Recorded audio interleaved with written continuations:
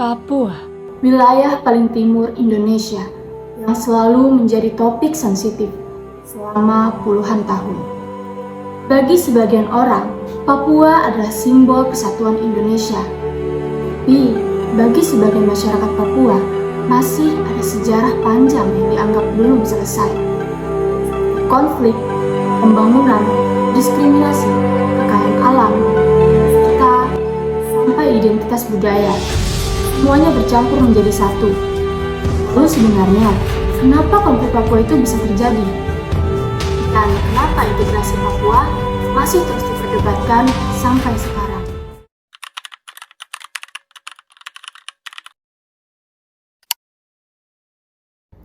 Papua dikenal sebagai salah satu wilayah terbesar dengan sumber daya alam yang terbesar di Indonesia, mulai dari emas, tembaga, gas alam, serta kekayaan hutan dan laut. Namun, keberadaan sumber daya alam ini kerap menjadi bahan perdebatan. Sebagian masyarakat merasa kekayaan alam Papua masih belum sepenuhnya mensejahterakan masyarakat lokal. Sementara pemerintah menyatakan pembangunan terus dilakukan untuk meningkatkan kualitas kehidupan masyarakat Papua. Sebelum Indonesia merdeka, Papua itu merupakan bagian dari Hindia Belanda. Papua merupakan salah satu wilayah yang mengalami perkembangan infrastruktur dan pendidikan yang lebih terbatas pada masa kolonial. Belanda mulai lebih serius memperhatikan Papua justru ketika Indonesia sedang memperjuangkan kemerdekaan Indonesia. Saat itu, Belanda melihat Papua salah satu wilayah yang berbeda dari segi budaya, etnis dari Indonesia tersebut. Dengan adanya itu, Papua mulai mempersiapkan dan elit politik Papua, pendidikan, serta identitas nasional Papuanya sendiri. Bahkan pada awal tahun 60-an, Papua sudah memiliki simbol seperti bendera dan lagu sendiri. Nah, sementara dari sudut pandang Indonesia, Papua tetap dianggap bagian dari Indonesia. Karena Indonesia merasa bahwa seluruh bekas wilayahnya itu merupakan Hindia Belanda. Nah, otomatis wilayah Papua menjadi bagian dari NKRI setelah merdeka tahun 1945. Dan Presiden Soekarno juga menganggap keberadaan Belanda di Papua sebagai bentuk penjajahan yang belum selesai. Oleh karena itu, Indonesia berusaha mengambil Papua melalui jalur diplomasi maupun militer. Pada tahun 1961, Indonesia meluncurkan operasi yang disebut Trikora. Apa sih tujuan dari operasi Trikora itu? Nah, tujuannya adalah untuk memasukkan Papua ke wilayah Indonesia. Dan ketegangan antara Indonesia-Belanda itu menarik perhatian dunia internasional. Sehingga Amerika Serikat mulai khawatir bahwa konflik ini membuat Indonesia semakin dekat dengan Uni Soviet di masa Perang Dingin. Pada akhirnya, dibuatlah Perjanjian New York pada tahun 1962 yang melibatkan PBB. Dalam perjanjian itu, Papua akan diserahkan sementara kepada PBB sebelum pada akhirnya akan diberikan kepada Indonesia. Pada tahun 1969, dilakukanlah penentuan pendapat rakyat atau disebut sebagai PPRA, yang hasilnya adalah menyatakan bahwa Papua itu resmi bergabung dengan Indonesia. Namun, sampai sekarang, proses PPRA masih menjadi perdebatan sejarah dan politik. Terjadi karena pemilihan tidak dilakukan secara langsung oleh seluruh rakyat Papua, melainkan melalui sistem perwakilan yang jumlahnya itu kurang lebih sekitar 1.000 orang. Pemerintah Indonesia pun menyatakan bahwa PPRA itu sah dan sudah diakui oleh PBB. Namun, sampai saat ini, sebagian masyarakat Papua dan sejumlah peneliti masih mempertanyakan proses pelaksanaan PPRA. Dan dari sinilah mulai muncul rasa ketidakpercayaan terhadap pemerintah pusat. Beberapa catatan sejarah internasional menyebut bahwa proses PPRA dilakukan dalam situasi politis dan keamanan yang sangat tegang pada masa Perang Dingin.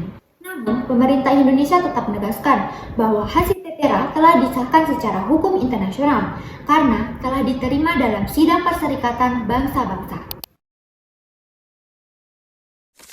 Setelah PPRA, muncullah kelompok-kelompok yang menolak integrasi Papua dengan Indonesia.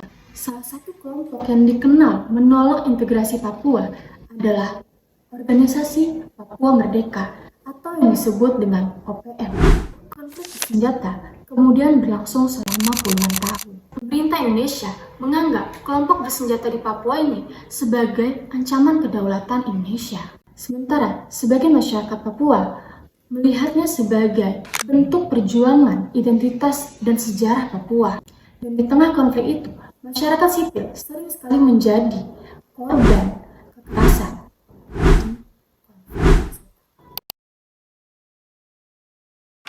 Karena konflik yang terus berlangsung, Papua ini menjadi salah satu wilayah dengan pengamanan yang sangat ketat di Indonesia. Sehingga pemerintah Indonesia menyatakan bahwa operasi keamanan dilakukan untuk menjaga stabilitas dan melindungi masyarakat dari kelompok bersenjata. Namun, berbagai operasi keamanan yang dilakukan oleh Papua juga mendapat sorotan dari organisasi HAM internasional. Sebagian masyarakat Papua merasa bahwa kehidupan mereka itu selalu dalam ketegangan. Dengan adanya konflik berkepanjangan, juga meninggalkan dampak sosial yang dirasakan oleh masyarakat Papua hingga sekarang. Namun, bagi sebagian masyarakat Papua merasa pembangunan fisik saja masih belum cukup. Karena masalah Papua bukan cuma soal jalan ataupun gedung, tapi juga soal rasa keadilan. Sebagian masyarakat Papua, mereka merasa suara mereka tuh masih belum benar-benar didengar. Bahkan ada juga yang masih merasa mereka mengalami diskriminasi dan perlakuan yang berbeda. Belum lagi konflik yang panjang yang meninggalkan trauma di masyarakat. Karena itulah isu Papua jauh lebih kompleks daripada yang terlihat di berita. Namun, penting dipahami bahwa masyarakat Papua sendiri memiliki pandangan yang sangat beragam. Ada yang mendukung integrasi dengan Indonesia, ada yang berfokus pada pendidikan dan pembangunan, dan ada juga yang masih mempertanyakan tentang sejarah integrasi Papua. Pada tahun 2001, pemerintah memberikan otonomi khusus untuk Papua, yang tujuannya untuk memberikan wewenang yang lebih besar kepada Papua untuk mengatur daerahnya sendiri. Papua juga menerima dana otsus yang jumlahnya cukup besar. Pemerintah berharap bahwa kebijakan ini dapat mempercepat pembangunan dan mengurangi konflik. Namun, sebagian masyarakat Papua masih merasa bahwa otsus belum benar-benar menyelesaikan masalah utama.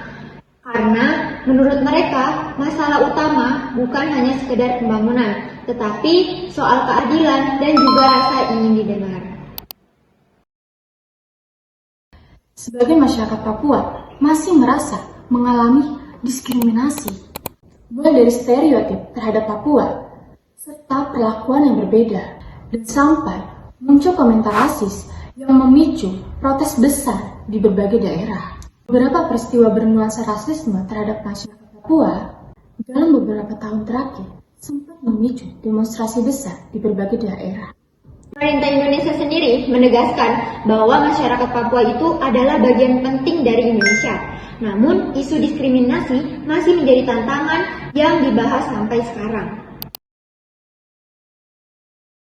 Dalam beberapa tahun terakhir, pembangunan Papua meningkat cukup sangat besar, mulai dari jalan Trans Papua, internet, sekolah, bandara, hingga rumah sakit.